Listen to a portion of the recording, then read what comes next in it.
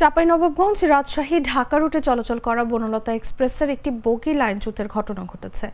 সোমবার সকাল 7টার দিকে রাজশাহী রেলওয়ে স্টেশনে এই ঘটনা ঘটে। জানা গেছে, বনলতা এক্সপ্রেস ঢাকার উদ্দেশ্যে সকালে চাঁপাইনবাবগঞ্জ থেকে যাত্রা করে। এরপরে রাজশাহী রেলওয়ে স্টেশন এলাকায় পৌঁছালে একটি বগির চাকা ভেঙে লাইনচ্যুতের ঘটনা ঘটে।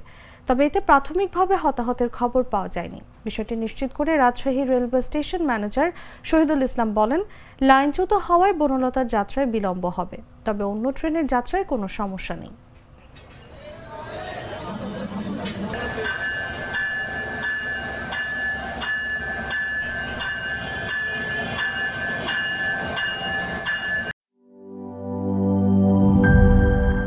বান্ডেল থাকলে প্রতি সেনমানিতে টাকা বাঁচবে।